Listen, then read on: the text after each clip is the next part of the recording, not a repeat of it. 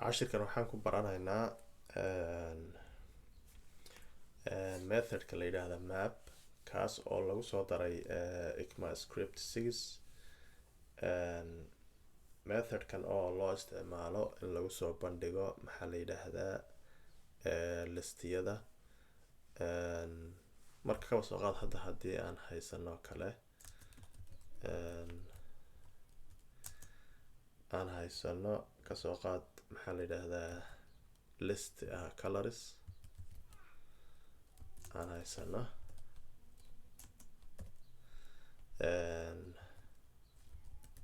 red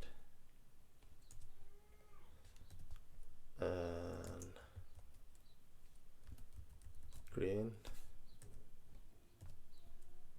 iyo maxaa la yidhaahdaa blue. marka haddaan rabno hadda listigan inaan soo bandhigno waxaan isticmaali karnaa methodka la yidhaahda map. marka waxaan soo qabanaynaa colorska ayaan soo qabsanaynaa methodkii map ayaan soo qabsanaynaa. marka wuxuu qaataa methodkani callback function. marka callback functionka waxaan ka dhigi karnaa arrow function oon leenahay color kasta oo colorradan ka mid ah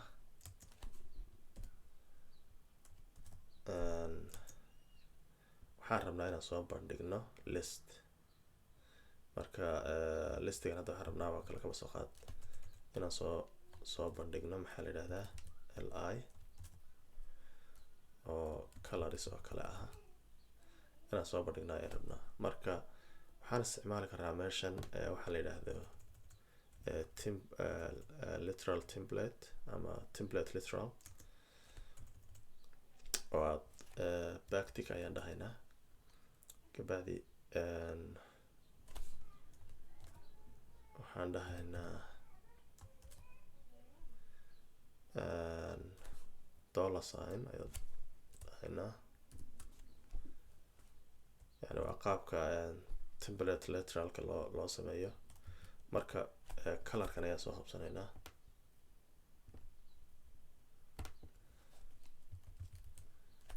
color and then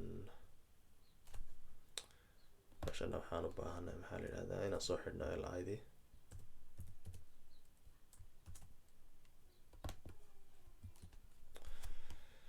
okay marka haddii aan save garayno oon u samayno maxaa la yidhaahdaa variable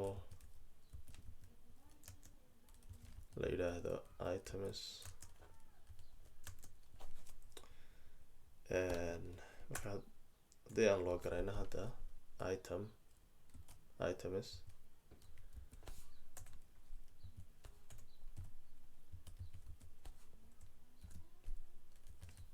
hadaan loo garayno save nidhaahno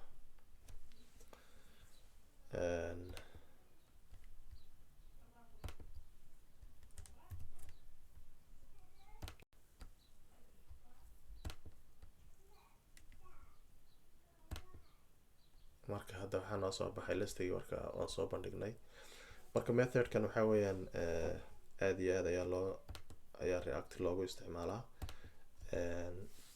markaad rabtid inaad list soo bandhigtid. marka aad iyo aad ayuu muhiim ugu yahay inaad taqaanid markaad react